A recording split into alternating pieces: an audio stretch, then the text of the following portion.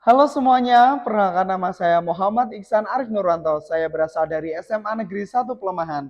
Saya siap mengikuti SMA Award cabang lomba News Anchor.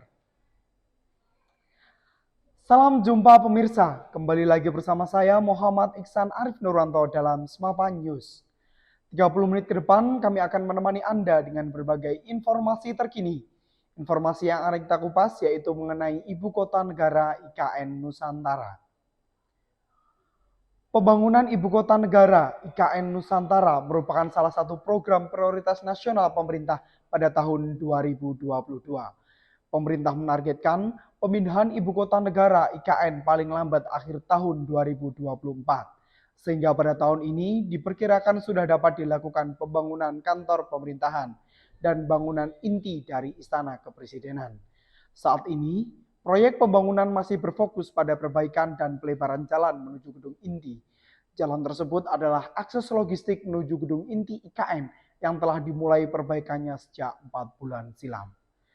Bangunan sekitar IKN yang disorot adalah Bendungan Sepaku Semo yang dikabarkan telah menelan anggaran sebesar 556 miliar rupiah. Pemerintah mengatakan bahwa pembangunan IKN akan dibagi menjadi 4 tahap.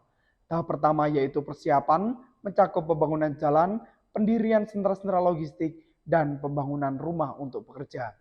Tahap kedua mencakup pembangunan gedung inti pusat pemerintahan dan dilanjutkan dengan tahap pemindahan ibu kota yang akan diperkirakan mulai pemindahannya pada tahun 2024. Selanjutnya tahap terakhir yaitu pemindahan pemerintah. Pembangunan terus diupayakan sebelum mencapai tahun yang ditargetkan. Perkiraan dari dampak pembangunan IKN adalah kemungkinan terjadinya perubahan struktur tanah dan lahan di daerah tersebut. Hal ini membuat pemerintah merencanakan pembangunan dengan matang dan penuh kehati-hatian, mengingat adanya limitasi ekologi di Kalimantan. Selain tantangan itu, upaya pemindahan IKN tidak terlepas dari tantangan pembangunan ke depan terkait sosial dan ekonomi yang selama ini berorientasi pada Jawa sentris. Pemilihan Kalimantan sebagai IKN digadang-gadang untuk memutus kesenjangan antara wilayah Pulau Jawa dan luar Pulau Jawa.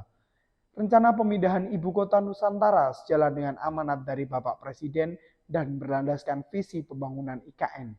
Diharapkan IKN dapat menjadi identitas nasional dalam menyambut Indonesia 2045 untuk menjadi negara maju. Baik pemirsa, saatnya kita beralih ke informasi selanjutnya.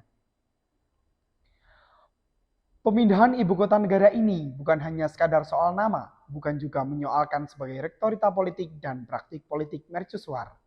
Meskipun pemberian nama Nusantara menuai pro kontra dari beberapa pihak, nama Nusantara dipilih dari 80 nama lain yang diusulkan. Pemilihan nama ini dilakukan dengan persiapan dan berbagai analisis secara komprehensif dan multidisipliner. Lalu, mengapa Nusantara? Kata Nusantara sebenarnya berasal dari bahasa Kawi, yaitu Nusa dan Antara. Artinya pulau-pulau yang terpisah atau pulau-pulau di luar Pulau Jawa. Namun, tidak ada maksud untuk menjadikan NKRI kembali ke pulau-pulau terpisah. Nusantara dipilih karena tersebut telah dikenal sejak dulu dan ikonik di internasional, sehingga mudah menggambarkan kenusantaraan Republik Indonesia.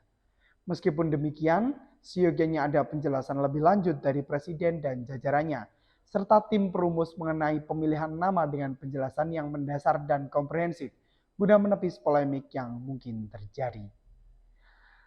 Sekian informasi yang dapat kami sampaikan. Saya Muhammad Iksan Arif Nurwanto pamit undur diri. Sampai jumpa.